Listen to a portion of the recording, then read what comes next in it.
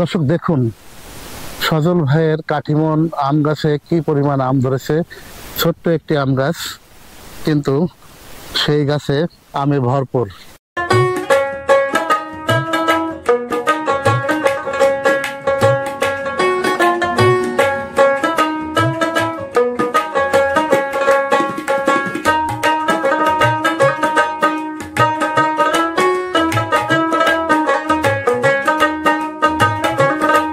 এখানে আমের মুকুল আসছে, আবার এই দেখুন এখানে ছোট ছোট আম হয়েছে, আবার এখানে কিন্তু বড় আম হয়েছে।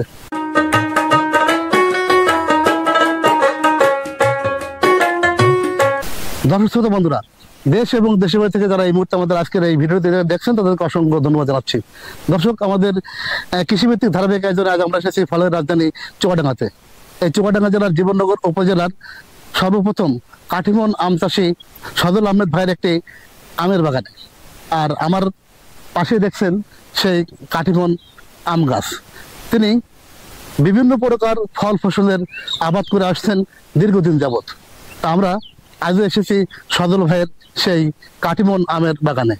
জি দর্শক, আমরা জেনে নেব তিনি কখন কিভাবে এই কাঠিমন আমের চাষ শুরু করলেন, এই আমের চাষ পদ্ধতি কি আছে, রোগবালাই কি আছে, যাবতীয় তথ্য থাকবে আমাদের আজকের এই ভিডিওটিতে। পুরো ভিডিওটি দেখতে প্রথম থেকে শেষ পর্যন্ত আমাদের সাথেই থাকুন।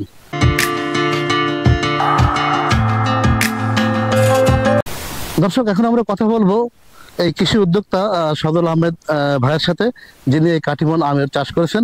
সজল ভাই এই খেতে আছেন এবং তিনি আম গাছের পরিচর্যা করছেন। সজল ভাই আছেন? হ্যাঁ ভাই, আছি ভাই। আসসালামু আলাইকুম ভাই, কেমন আছেন? ওয়ালাইকুম আসসালাম, আপনি কেমন আছেন ভাই? জি ভাই, ভালো আছি ভাই। সজল ভাই, ঘুরতে ঘুরতে তো অনেকদিন পর আপনার এই বাগানে আবার চলে আসলাম। ধন্যবাদ ভাই আপনাকে। এবং এসে দেখছি তো অভিভূত হয়ে গেলাম যে আসলে আপনার প্রতিটি কাঠিমন আম গাছে আম ধরেছে। পাশাপাশি আমরা দেখতে পেলাম যে কোনো জায়গায় মুকুল ধরেছে, সেই মুকুল থেকে একটু বড় আম হয়েছে, আবার কোনোটা তার মিডিয়াম হয়েছে, আর কোনোটা অনেক বড় হয়েছে, অর্থাৎ বাজারজাত করার মতো অবস্থা হয়ে গেছে।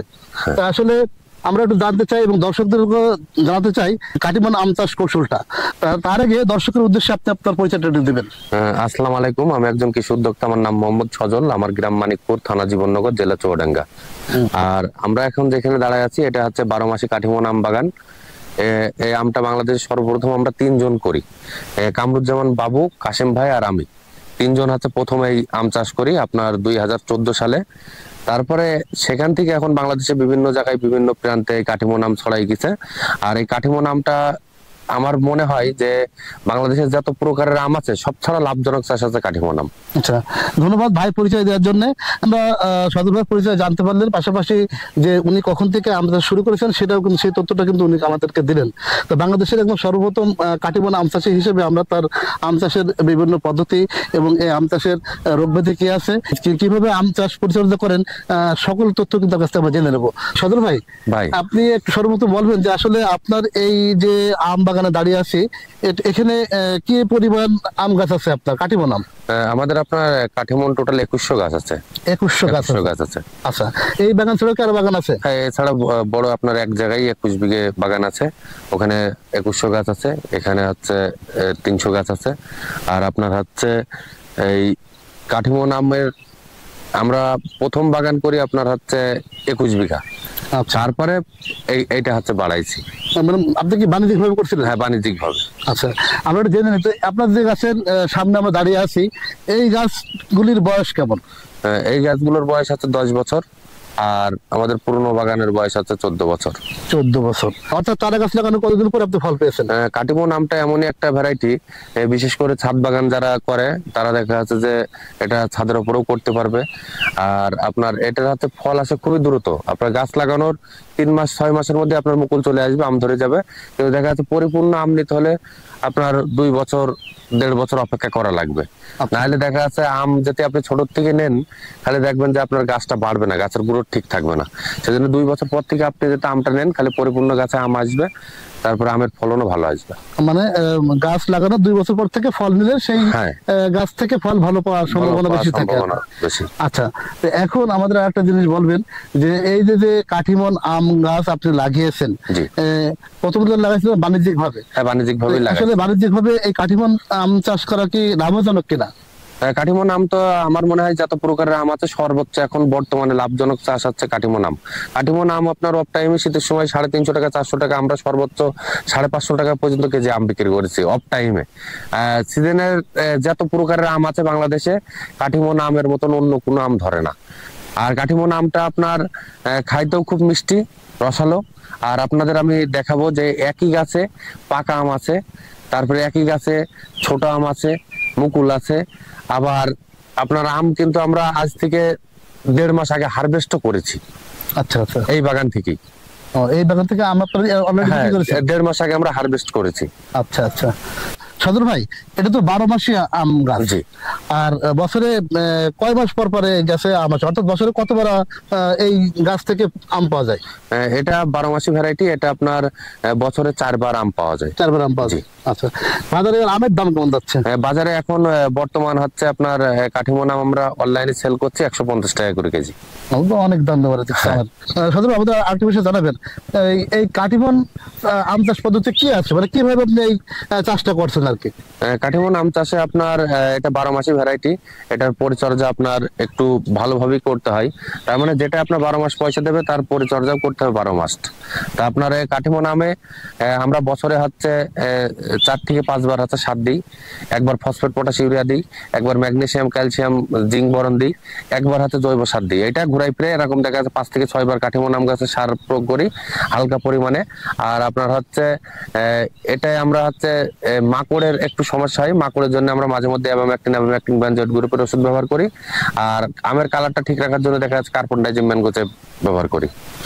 দর্শক, আমরা কিন্তু দেখতে পাচ্ছি যে সজল ভাইয়ের যে কাটিমন আম গাছ, সে আম গাছে কিন্তু একই গাছে আমের মুকুল আছে, ছোট আম আছে, মাঝারি রকম আম আছে এবং বড় বড় আম আছে, যেগুলো এখনই হারভেস্ট করা সম্ভব। এগুলো সব আমরা এখনই হারভেস্ট কাছে করা এসে যাবে। দেখাই, একটু দেখুন দর্শক, এই যে দেখেন সাইজটা দেখেন এখানে আপনি। দেখুন যে এই সাইজটা দেখুন, এটা কিন্তু অনেক বড় সাইজ।